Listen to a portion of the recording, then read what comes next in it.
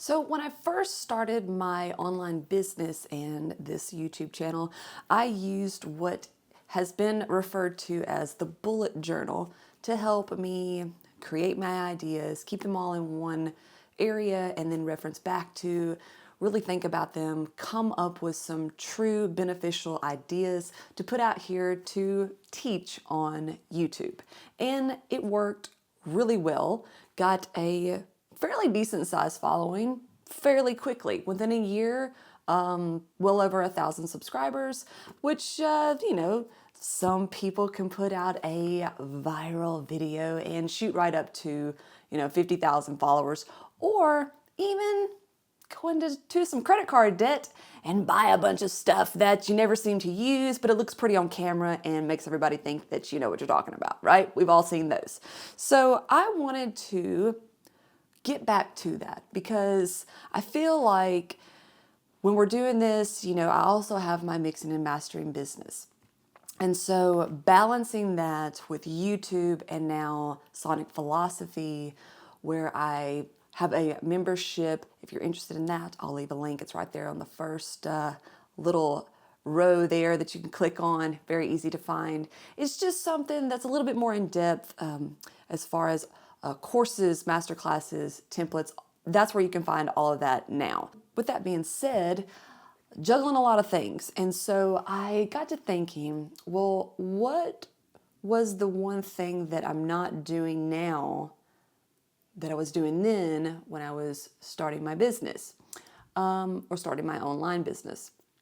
And that was the bullet journal. So I want to get back to that. And when trying to come up with a system that's not so habit tracking and all that stuff, I don't need that stuff.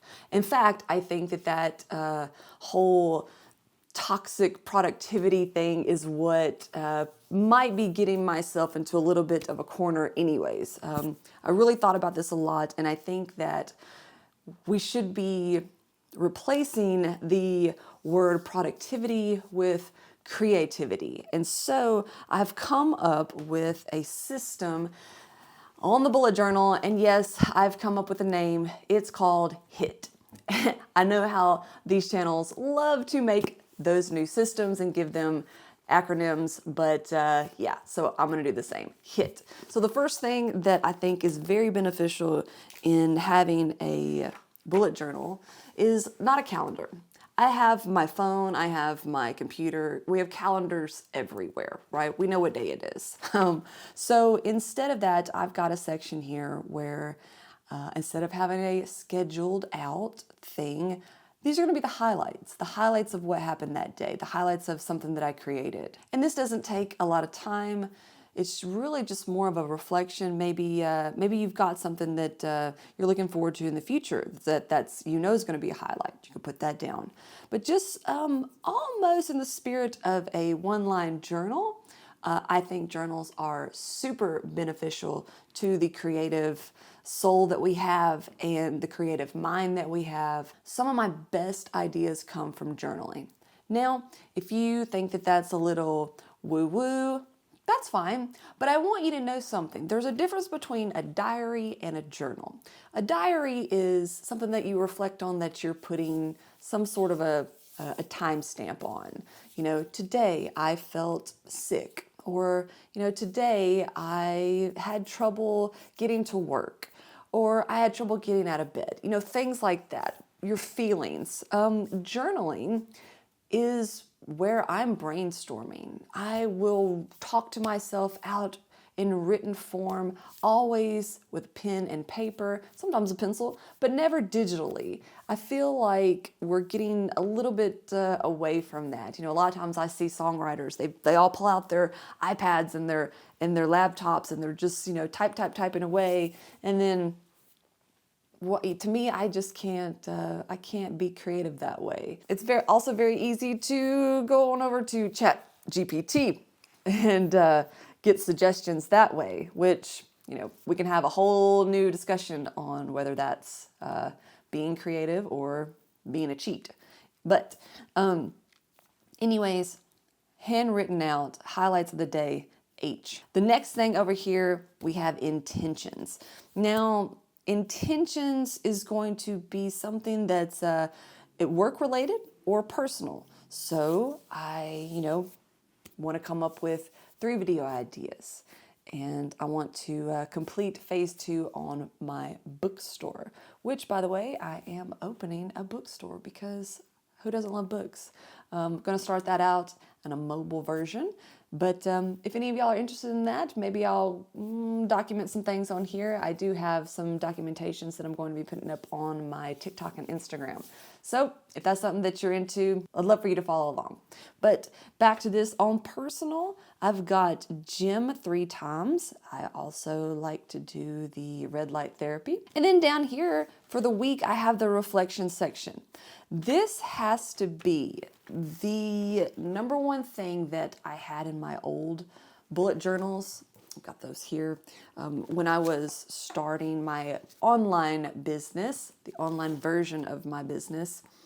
And these sections just really, really helped, get things down. And, it doesn't have to be too long. I don't know if you can see that. Probably don't need to see it.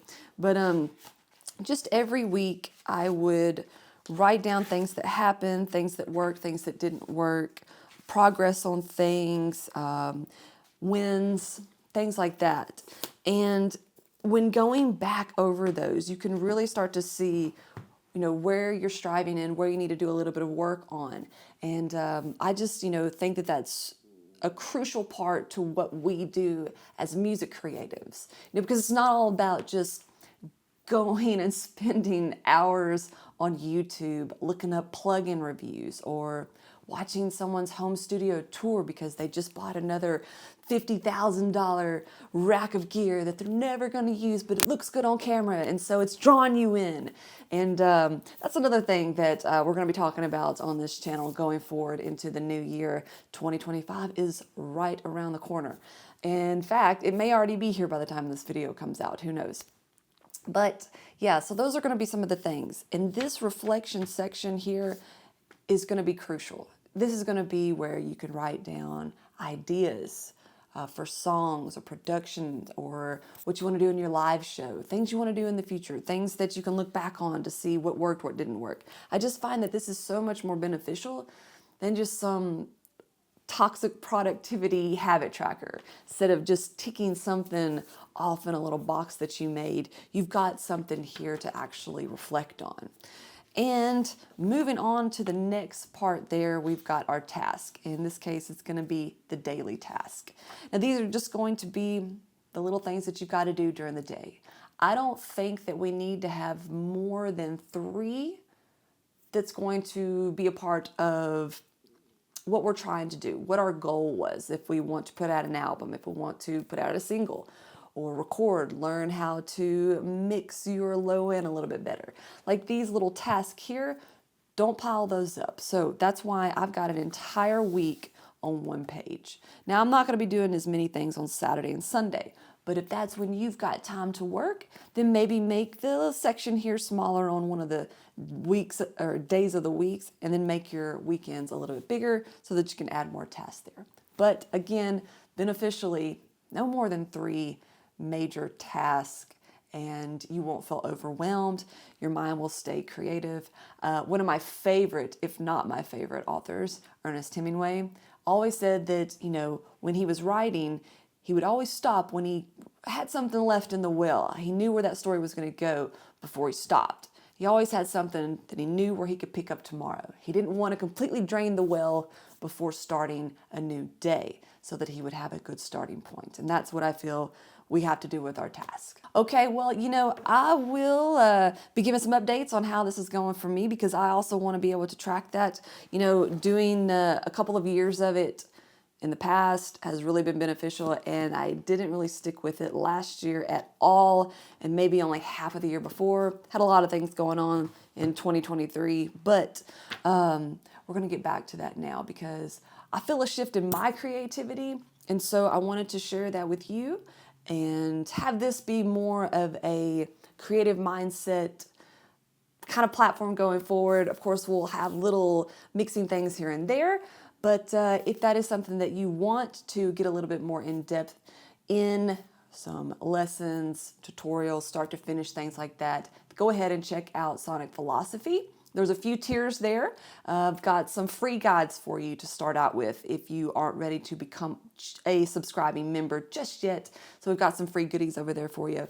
But yeah, if you want to get some really good in-depth mixing and mastering and some recording and music business tidbits, then head on over to Sonic Philosophy and we'll continue to be creative together.